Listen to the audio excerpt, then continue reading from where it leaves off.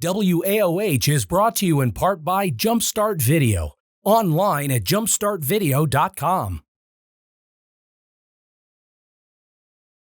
Hello, Akron. Today I get to talk with Phil Montgomery. He is one of the APS school board candidates, Akron Public School. And Phil, how are you today? I'm good, thanks. Yeah, we're so glad that you're here.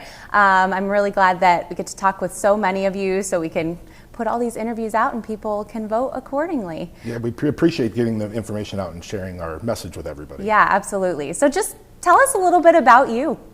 So my husband and I have two daughters in the district. They attend the STEM middle school.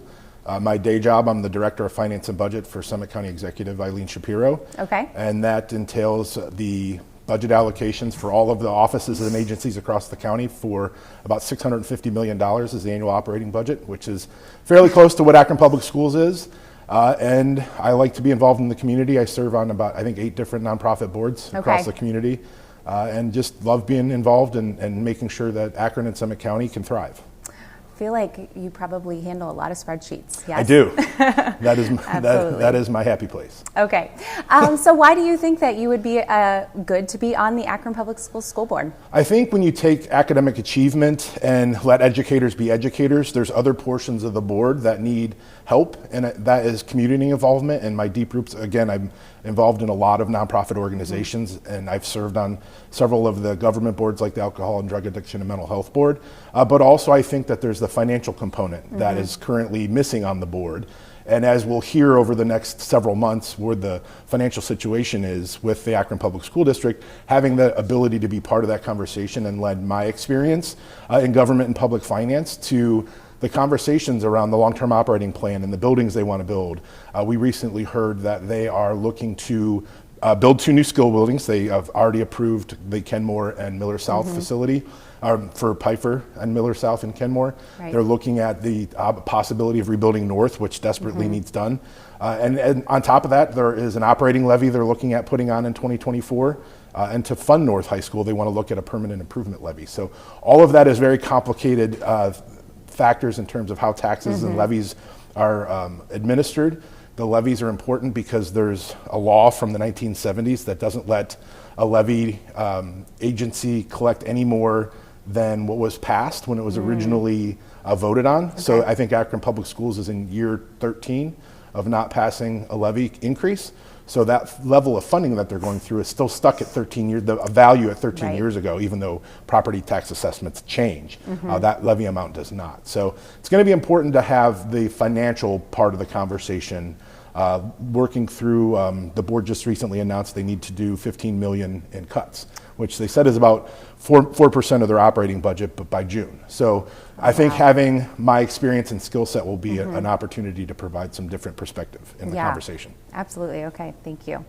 What do you think is working well within education in APS right now? So I really like the focus on the career academies. You know, there are a lot of times that people think of vocational ed from back when we were in high school, but how the community partnerships in those and that each cluster of Akron Public Schools has a specific focus. You know, we talk about college not being for everybody and having those opportunities to get into HVAC and plumbing and electrical and cosmetology and all of those things, the partnerships with Kent State and Stark State and some of the college and career academies. I think it's a model across the country that happens to be right here in Akron Public Schools, and I think we need to do a better job of marketing what those schools are. Okay. What are the conditions necessary for learning? I think both students and teachers need to feel safe and they need to feel supported. What we talk about in terms of wraparound services and looking at family resource centers, I think expanding those to look at the students as a whole person, not just what we're doing in terms of academic standards. If they can feel like they can thrive and they have all of their needs met, I think that inherently you will see an increase in academics. Great.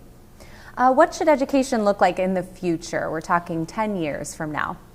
I think as we continue to enhance the college and career academies and preparing kids to go into the future, we're incrementally starting to get there, but looking at the financial responsibilities of being an adult when you turn 18 and enter the workforce and knowing what your credit score looks like, and just kind of continuing to add some life skills to education, I think, as we continue to move that forward. But just prepping students when they walk out the door to either be college ready or career ready, and just continuing to enhance that model. Okay, great.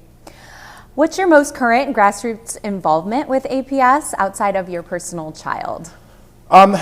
Unfortunately, it's been a little bit limited. So I am a member of the PTA. I was at Resnick as well. I'm looking to get more involved. I look at a lot of the goings on of the school. So I'm just looking forward to rolling up my sleeves and helping more. Okay. How do you, or where do you see inequity within APS, and how can you as a school board member address it? I think being an advocate at the state level. So Akron Public Schools funding model is at the mercy of the state. And I'm sure, as a lot of people have read recently, there's kind of an attack on public education across the state by trying to remove the powers from the state school board and put it into a single office within the governor's office. So I think continuing to be an advocate for the curriculum that comes out from the state and who controls that, but also the funding model. The state passed the expansion of the vouchers, which will take funds from Akron Public Schools. But the model that's out there, and we look at the property tax assessment that's about to change here in Summit County and in other counties across the state, that is calculated into the state funding. So as I mentioned with that the levy law from the 1970s, just because property values are going to increase, unless Akron Public Schools passes a different levy, they won't get any more additional funding from local property taxes. But with the property values going up, it will affect the state's calculation. So I think we're at the mercy of what the Ohio legislature passes. So I think being a voice and an advocate down in Columbus is the best we can do. Okay.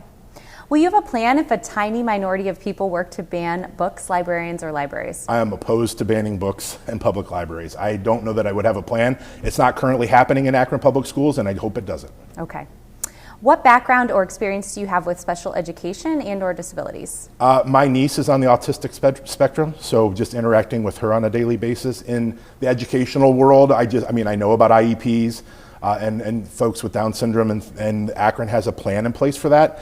There's some work or some lessons I think may have been learned in the pandemic about the need to continue to focus on those students, but they're a part of our community and a part of our family, and they need to get proper education as well. So what would you do to ensure that every student with disabilities will have meaningful inclusion within their school environment with their peers? I think having them fully integrated in the classrooms with their IEP is important. The olden days of segregating those type of students, it was just archaic and it doesn't work. They need to be part of the collective community and to make sure that they're thriving in their education. And would you be willing to meet and discuss concerns and initiatives by parents and advocates of special education students? 100%. Who do you think is responsible for education here in Akron?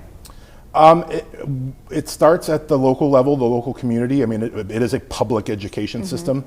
A lot of people don't know that publicly funded education actually started here in Akron.